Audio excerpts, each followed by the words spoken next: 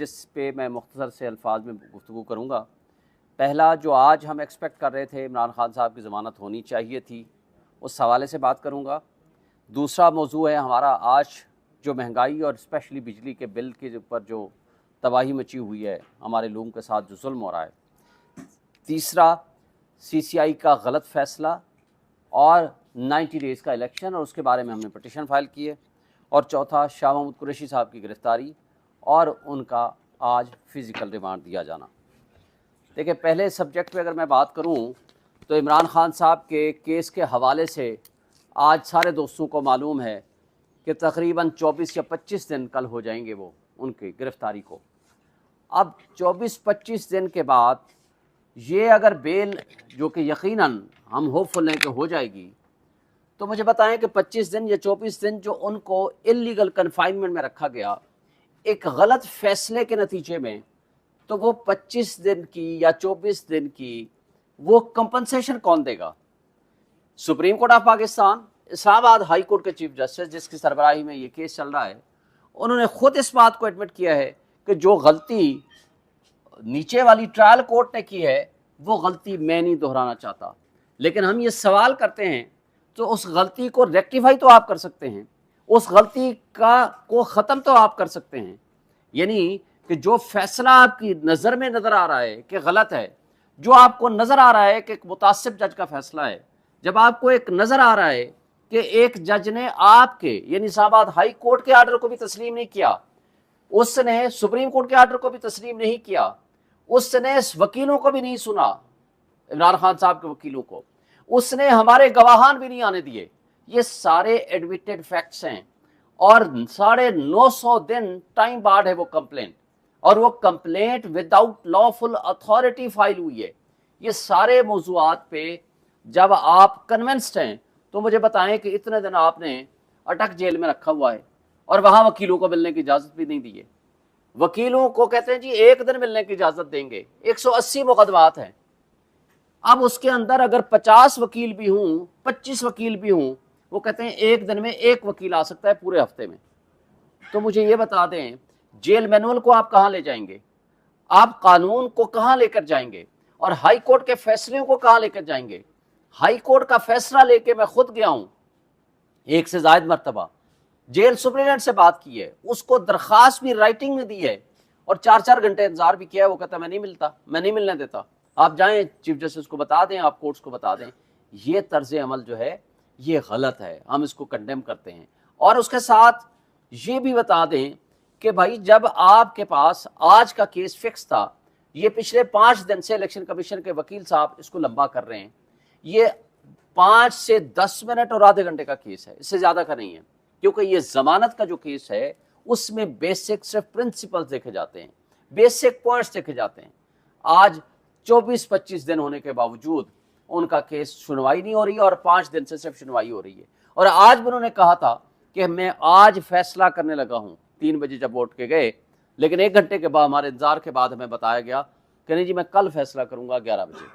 बहरहाल हमें तो अदलिया का एहतराम है, लेकिन हम ये कहते हैं कि जब नाइंसाफ़ी नीचे आपके सामने नजर आ चुकी है, जब नाइंसाफ़ी या इंसाफ का कत्ल आपके सामने आंखों के सामने आ चुका है, तो आप कम से कम ऐसा करें कि नाइंसाफ़ी को ख़त्म करने के लिए एक इंसाफ के इतना करें कि इंसाफ होता हुआ भी नजर आए।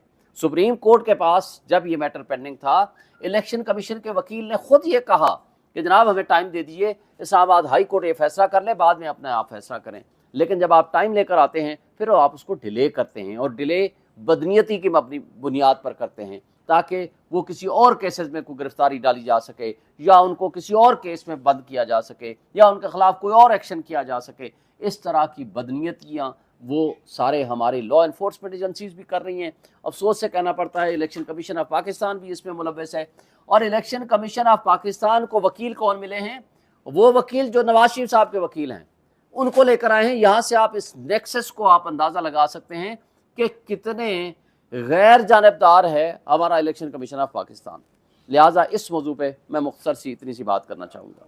अब हम आते हैं दूसरे मौजू पे, वो है हमारी महंगाई, बिजली, गैस और हमारा एक मिडिल क्लास के ऊपर और गरीब आदमी के ऊपर होने वाला जुल्म। आज आप देख लें, जो बिजली के ऊपर लोग खड़े हुए हैं, मुझे बता दें कि काम गरीब आदमी का बजट 25 से 50 हज़ार रुपए कमाने वाला आदमी किस तरह एक सिंपल अपने घर के बिजली के बिल जमा करा सकता है। और ये फाशिस्ट हुकूमत जो पीछे शहबाज शरीफ की ज़ेरे क़यादत मुस्लिम लीग नून, पीडीएम और पीपल्स पार्टी की जमातों ने इस मुल्क के साथ जो जुल्म किया, उस वक्त मैक्सिमम कहते थे जी महंगाई है 16 रुपए का यूनिट, आज 50 रुपए से आगे चला गया है। और अभी ये जो मगरमच्छ के आंसू बहा रहे हैं कि हाँ जी बड़ी महंगाई होगी, हम भी शामिल होंगे आपके साथ एहतजाज में, इनसे पूछा जाए कि भाई ये जो नौ मुंतखब हुकूमत, नौ मुंतखब नहीं, ये जो नया केयर टेकर सेटअप आया है, ये तो मुंतखब नहीं है, ये तो भाई इनके पास तो और कोई काम ही नहीं है सिवाय इस बात के कि ये इलेक्शन कराएं चले जाएं। बारूदी सुरंग तो आप लगा कर गए हैं कि ये जी सीसीआई का फैसला करके पहले मरदमशुमारी करें फिर इलेक्शन में जाएंगे।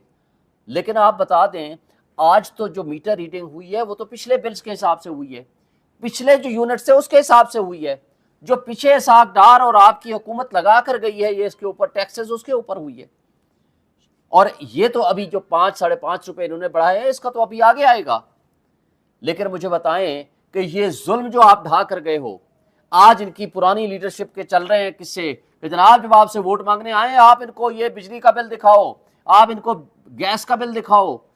और यानी जो गैस का बिल था वो डबल ट्रिपल पे चला गया है और बिजली तो आपके करीब से नहीं गुजर सकती। मैं अपनी बात करता हूं, मेरा घर के 3 पोर्शन है, एक पोर्शन मेरा खाली है, जो पोर्शन मेरा खाली है उसमें कोई नहीं रहता, उसका बिल 20,000 पे आया है।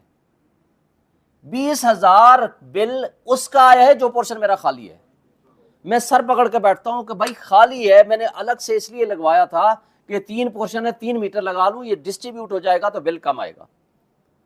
तो अब आप ये अंदाजा लगाएं कि यानी मीटर ले लेना ही आपके लिए जुर्म है, तो आप आम आदमी का क्या आप इजाला करेंगे।